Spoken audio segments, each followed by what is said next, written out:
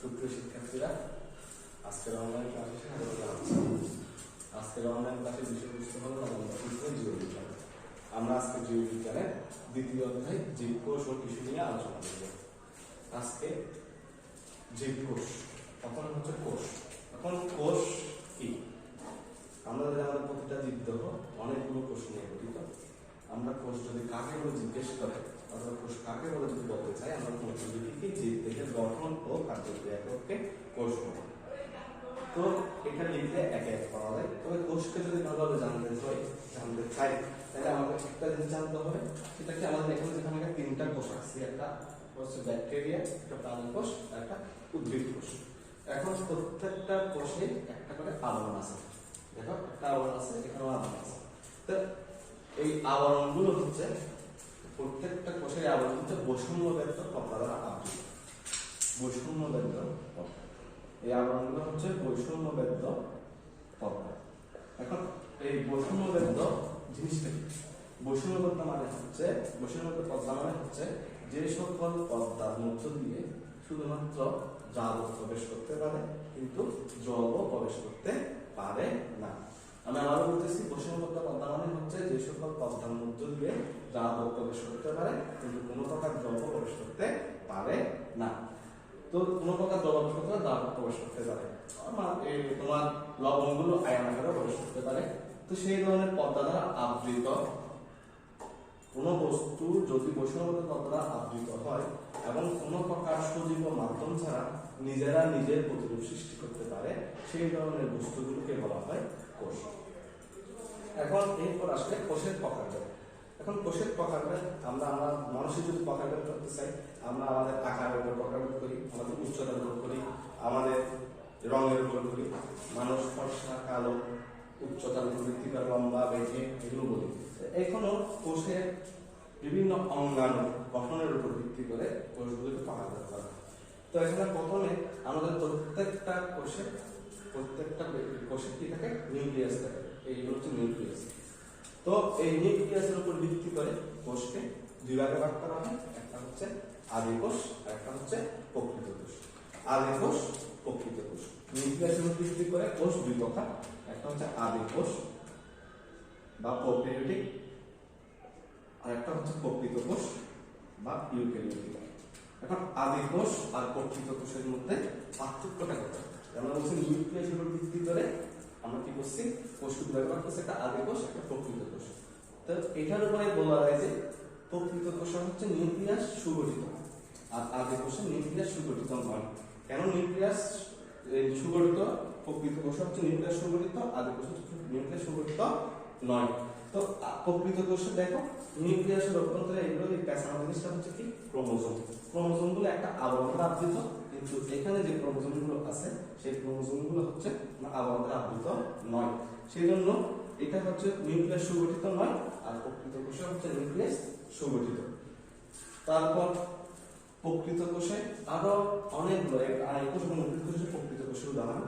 প্রকৃত কোষে আরো অনেক অঙ্গাণু থাকে, সাইটোপ্লাজমের অঙ্গাণু, এন্ডোপ্লাজম, রেটিকুলাম, তারপর হচ্ছে মাইটোকন্ড্রিয়া, তারপর হচ্ছে গোলজি বডি, তারপর হচ্ছে তোমার কোষ গহ্বর, তারপর হচ্ছে প্লাস্টিক, এগুলো থাকে সাইটোপ্লাজমের অঙ্গাণু। কিন্তু আদি কোষ হচ্ছে শুধুমাত্র রাইবোজোম ভিত্তিক সাইটোপ্লাজমের অঙ্গাণু। তো সেই জন্য আমি যদি বলি যে প্রকৃত কোষ এবং আদি কোষের মধ্যে পার্থক্য কি, অথবা আদি কোষ এবং প্রকৃত কোষের মধ্যে পার্থক্য কি? আদি কোষে নিউক্লিয়াস সুগঠিত নয়, প্রকৃত কোষে নিউক্লিয়াস সুগঠিত। আদি কোষে সাইটোপ্লাজমীয় অঙ্গাণু বিদ্যমান থাকে না, শুধুমাত্র রাইবোজোম থাকে। আর প্রকৃত কোষে সাইটোপ্লাজমীয় অঙ্গাণু বিদ্যমান থাকে। আর এখানে যে ক্রোমোজোমগুলো আছে, আদি কোষের ক্রোমোজোমে শুধুমাত্র ডিএনএ বিদ্যমান। আদি কোষের ক্রোমোজোমে শুধুমাত্র ডিএনএ বিদ্যমান, আর প্রকৃত কোষের ক্রোমোজোমগুলোতে ডিএনএ এবং আরএনএ দুটোই বিদ্যমান। এরপর আদি কোষ, প্রকৃত কোষ, এরপর প্রকৃত কোষ। এটা হচ্ছে আদি কোষের উদাহরণ ব্যাকটেরিয়া, আর এরপর লিখব প্রকৃত কোষ উদাহরণ প্রাণী কোষ এবং উদ্ভিদ কোষ। এই প্রকৃত কোষকে আবার কাজের উপর ভিত্তি করে দুই ভাগে ভাগ করা হয়। প্রকৃত কোষকে দুই ভাগে ভাগ করা হয়। প্রকৃত কোষের দুই ভাগে কি? একটা হচ্ছে প্রাণী কোষ আর একটা হচ্ছে উদ্ভিদ কোষ।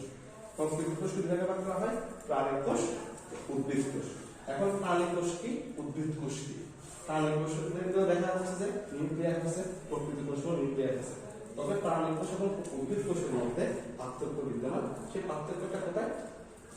এখানে অঙ্গাণুর উপর পার্থক্য। এখন দেখো তো এখানে কি কি আছে? প্লাস্টিড আছে। এখানে আমাদের প্রকৃত কোষের মধ্যে দেখেন, প্রকৃত কোষে বলছিলাম যে দুই ভাগে ভাগ করা হয়েছে, প্রাণী কোষ, উদ্ভিদ কোষ।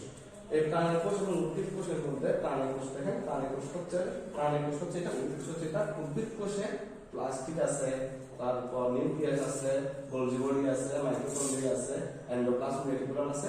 এন্ডোপ্লাজমিক রেটিকুলাম আলাদা দুই ধরনের, একটা হচ্ছে অমসৃণ এন্ডোপ্লাজমিক রেটিকুলাম, একটা হচ্ছে মসৃণ এন্ডোপ্লাজমিক রেটিকুলাম। তারপর রাইবোজোম আছে, কোষ গহ্বর আছে। তো এগুলোর উপর ভিত্তি করে প্রাণী কোষ এবং উদ্ভিদ কোষের উদ্ভিদ কোষের মধ্যে পার্থক্য আছে। তো যদি বলে যে প্রাণী কোষ এবং উদ্ভিদ কোষের পার্থক্য দেখেন, প্রাণী কোষ এবং উদ্ভিদ কোষের পার্থক্য হচ্ছে, প্রধান পার্থক্য হচ্ছে প্রাণী কোষে উদ্ভিদ কোষের কোষ প্রাচীর আছে, কিন্তু প্রাণী কোষে কোনো কোষ প্রাচীর নেই। আবার বলতেছি, প্রধান পার্থক্য হচ্ছে উদ্ভিদ কোষে কোষ প্রাচীর বিদ্যমান, প্রাণী কোষে কোষ প্রাচীর নেই। উদ্ভিদ কোষে কোষ গহ্বর আছে, কোষ গহ্বরটা অনেক বড়। প্রাণী কোষে কোষ গহ্বর থাকে, আর কিছু কিছু প্রাণী কোষে কোষ গহ্বর থাকে না, থাকলেও তারা খুব ছোট আকার রাখছে। মানে প্রাণী কোষের কোষ গহ্বর অনেক বড়, প্রাণী কোষ উদ্ভিদ কোষের কোষ গহ্বর অনেক বড়, প্রাণী কোষের কোষ গহ্বর থাকলেও অনেক ছোট। তারপর উদ্ভিদ কোষে প্লাস্টিক বিদ্যমান। প্লাস্টিকের কাজটা কি? প্লাস্টিকের কাজ হচ্ছে নিজের খাদ্য নিজে তৈরি করতে পারে। তো আমরা জানি যে উদ্ভিদ নিজের খাদ্য নিজে তৈরি করতে পারে, প্রাণী নিজের খাদ্য নিজে তৈরি করতে পারে না। কি কারণে উদ্ভিদ নিজের খাদ্য নিজে তৈরি করতে পারে? কারণ উদ্ভিদে এই আছে প্লাস্টিক বিদ্যমান, কিন্তু প্রাণী কোষে কোনো কি নাই, প্লাস্টিক নেই। তার মানে আমি এখন তিনটা মেইন পার্থক্য বলছি কি, একটা কি উদ্ভিদ কোষের কোষ প্রাচীর বিদ্যমান, প্রাণী কোষে কোনো কোষ প্রাচীর নেই। উদ্ভিদ কোষের কোষ গহ্বর অনেক বড়, প্রাণী কোষের কোষ গহ্বর নাই, কিন্তু থাকলেও অনেক ছোট। প্রাণী কোষে উদ্ভিদ কোষে প্লাস্টিক বিদ্যমান, যা দ্বারা নিজের খাদ্য নিজে তৈরি করতে পারে। প্রাণী কোষে কোনো প্লাস্টিক নেই, সে যার ফলে নিজের খাদ্য নিজে তৈরি করতে পারে না। এখন যা বলছি সবগুলো উদ্ভিদ কোষে আছে, কিন্তু প্রাণী কোষে নেই। তার মানে কি প্রাণী কোষে এমন কি আছে যেটা উদ্ভিদ কোষে নেই? প্রাণী কোষে দেখো এখানে যে এই দেখতে আঙ্গুলের মতো, এগুলোকে বলা হয় ভিলাই, ভিলাই বা মাইক্রোভিলাই। ভিলাই বা মাইক্রোভিলাই আঙ্গুলের মতো দেখতে, যেটা প্রাণী কোষে আছে কিন্তু উদ্ভিদ কোষে নেই। তারপর প্রাণী কোষের মধ্যে এখানে সেন্ট্রোজোম আছে, যেটা উদ্ভিদ কোষে নেই। এই সেন্ট্রোজোমের ভিতরে সেন্ট্রিওল থাকে। সেন্ট্রিওল কি করে? বিভাজনের সময় এস্টাররশ্মি নির্গত করে, যার ফলে প্রাণী কোষে আছে কিন্তু সেটা উদ্ভিদ কোষে সেন্ট্রোজোম নেই। তারপর এগুলোই হচ্ছে প্রাণী কোষ এবং উদ্ভিদ কোষের মধ্যে পার্থক্য। আমি আবার শুরু থেকে বলতেছি, প্রাণী কোষ এবং উদ্ভিদ কোষের মধ্যে পার্থক্য যদি লিখতে হয়, আমরা লিখবো কি উদ্ভিদ কোষে কোষ প্রাচীর বিদ্যমান, প্রাণী কোষে কোষ প্রাচীর নেই। উদ্ভিদ কোষের কোষ গহ্বর অনেক বড়, প্রাণী কোষের কোষ গহ্বর অপেক্ষাকৃত ছোট, থাকলেও ছোট, নেই বললেই চলে। উদ্ভিদ কোষে প্লাস্টিক বিদ্যমান, যা দ্বারা নিজের খাদ্য নিজে তৈরি করতে পারে, প্রাণী কোষে কোনো প্লাস্টিক নেই। উদ্ভিদ কোষে মাইক্রোভিলাই বিদ্যমান নেই, প্রাণী কোষে মাইক্রোভিলাই আছে। উদ্ভিদ কোষে সেন্ট্রোজোম নেই, প্রাণী কোষে সেন্ট্রোজোম বিদ্যমান। তারপর এইগুলি হচ্ছে উদ্ভিদ কোষ এবং প্রাণী কোষের মধ্যে পার্থক্য। এখন এই কোষগুলোকে আবার কাজের উপর ভিত্তি করে দুভাগে ভাগ করা হয়। কাজের উপর ভিত্তি করে দুভাগে, প্রকৃত কোষ, আমি কিন্তু প্রকৃত কোষকে দুভাগে ভাগ করতে পারবো, উদ্ভিদ কোষ এবং প্রাণী কোষ। আবার এই উদ্ভিদ কোষ প্রাণী কোষগুলোকে কাজের উপর ভিত্তি করে দুভাগে ভাগ করা হয়। একটা হচ্ছে উদ্ভিদ কোষ এবং প্রাণী কোষকে কাজের উপর ভিত্তি করে, কাজের উপর প্রকৃত কোষ, এক কথায় প্রকৃত কোষকে কাজের উপর ভিত্তি করে দুভাগে ভাগ করা হয়। সেটা হচ্ছে, এক হচ্ছে তোমার দেহ কোষ, কাজের উপর ভিত্তি করে প্রকৃত কোষকে কাজের উপর ভিত্তি করে দুভাগে ভাগ করা হয়। একটা হচ্ছে দেহ কোষ, আর একটা হচ্ছে জনন কোষ। একটা হচ্ছে দেহ কোষ আর একটা হচ্ছে জনন কোষ।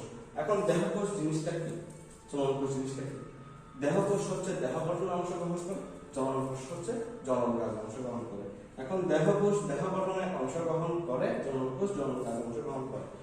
তো আমাদের মধ্যে এখানে একটা জায়গায় ভুল আছে, একটা জায়গায় আমরা সবসময় বলি সেটা কি, দেহ কোষ এবং জনন কোষ আলাদা জিনিস। কিন্তু আসলে দেহ কোষ আর জনন কোষ, দেহ কোষ থেকে জনন কোষের সৃষ্টি হয়। দেহ কোষ যদি জনন কোষ থেকে, দেহ কোষ থেকে জনন কোষ সৃষ্টি হয় মানে হচ্ছে, দেখো আমি যদি বলি যে একটা 2n সংখ্যক ক্রোমোজোম বিশিষ্ট দেহ কোষ, দেহ কোষকে যখন মিয়োসিসের মাধ্যমে বিভাজিত হয়, মিয়োসিস বিভাজিত হয়, দেহ কোষ যদি মিয়োসিস বিভাজিত হয় তাহলে 4টা অপত্য কোষের সৃষ্টি হয়, সেগুলো হচ্ছে n। চারটা সৃষ্টি হলে তো দেহকোষ থেকে যদি মিয়োসিসে বিভাজিত করা হয়, মিয়োসিস বিভাজন করা হয়, সেখানে চারটা যে অবশিষ্ট সেগুলি হচ্ছে তোমার জননকোষ। আর দেহকোষকে যদি মাইটোসিস বিভাজন করা হয় তাহলে সমাকৃতির সমগুণ সম্পন্ন যে কোষগুলো সৃষ্টি হয় দুটা কোষ, সেটা হচ্ছে তোমার দেহকোষ। তার মানে দেহকোষকে যদি মাইটোসিস বিভাজন ঘটে সেটা হচ্ছে দেহকোষ, আর দেহকোষকে যদি মিয়োসিস বিভাজন ঘটে সেটা হচ্ছে জননকোষ। তবে একটা পার্থক্য হচ্ছে কি, সকল দেহকোষে মিয়োসিস বিভাজন ঘটে না। যে সকল দেহকোষে মিয়োসিস বিভাজন ঘটে সেই সকল দেহকোষকে বলা হয় জনন মাতৃকোষ। তো আমাদের তার মানে সেই জন্য আলাদা করে বলা হয় জননকোষ। জনন মাতৃকোষ হচ্ছে এক প্রকার দেহকোষ। সেজন্য আমি বলছি দেহকোষকে যদি মিয়োসিস বিভাজিত করা হয় তাহলে যে একটা থেকে যে চারটা সৃষ্টি হয় সেটা হচ্ছে তোমার চারটা কোষ সৃষ্টি হয় সেটা হচ্ছে জননকোষ। আর তোমার দেহকোষকে যদি মাইটোসিস বিভাজন করা হয়, মাইটোসিস বিভাজনের ফলে সমগুণ সম্পন্ন যে কোষগুলো সৃষ্টি হয় সেগুলো হচ্ছে দেহকোষ। এই দেহকোষগুলো দেহ গঠনে অংশগ্রহণ করে, জননকোষগুলো জনন কাজে অংশগ্রহণ করে। এখন আমাদের যে বংশ পরম্পরায় বৃদ্ধি হচ্ছে, তাইলে সেখানে যে জননকোষ না থাকলে তো হতো না। জননকোষের অংশগ্রহণের ফলে তো আমাদের বাবার থেকে মনে করো এন, মার থেকে এন, এই কোষটা এসে যুক্ত হয়ে 2n সম্পূর্ণ কি করে জাইগোট তৈরি করে। প্রথম অবস্থায় মিলিত হয়ে যেটা তৈরি করে সেটা হচ্ছে জাইগোট। জাইগোট সৃষ্টির মাধ্যমে জাইগোটকে বারবার বিভাজিত হয়ে একটা শিশুর জন্ম হয়, এভাবে করে একটা বংশ থেকে আরেকটা বংশের সৃষ্টি হতে হবে। তাহলে এখানে যে n 2n বলতেছি, n মানে 2n মানে হচ্ছে ডিপ্লয়েড আর n মানে হচ্ছে হ্যাপ্লয়েড। তো আমরা আবার বলতেছি কাজের ভিত্তিতে প্রকৃত কোষকে কাজের ভিত্তিতে বিভাগে ভাগ করা হয়েছে। একটা দেহকোষ আর একটা হচ্ছে জননকোষ। দেহকোষ হচ্ছে দেহ গঠনে অংশগ্রহণ করে, জননকোষ জনন কাজে অংশগ্রহণ করে। এরপর দেহকোষ এবং জননকোষ, দেহকোষে আমরা মূলত বলছি কি যদি মাইটোসিস বিভাজন ঘটে, মাইটোসিস বিভাজনে যে কোষগুলো সৃষ্টি হয় দেহকোষ, আর দেহকোষে যদি মিয়োসিস বিভাজন ঘটে সেই ফলে যে কোষগুলো সৃষ্টি হয় সেটা হচ্ছে জননকোষ। তো দেহকোষ, সকল দেহকোষ জননকোষ হয় না, কারণ সকল দেহকোষে মিয়োসিস বিভাজন ঘটতে পারে না। যে সকল দেহকোষে মিয়োসিস বিভাজন ঘটে সেগুলোকে স্পেসিফিকলি বলা হয় জনন মাতৃকোষ। তাহলে আমরা এই আজকে যে ক্লাসটা নিলাম সেই ক্লাসটা আমরা পড়ব বাসায়, এবং ক্লাস পরবর্তী টপিকসগুলো যে কোষটা আছে আমাদের মাইটোকন্ড্রিয়া, নিউক্লিয়াস, এগুলো তারপর টিস্যু, এগুলো আমরা আলোচনা করবো আজকের ক্লাস। ধন্যবাদ।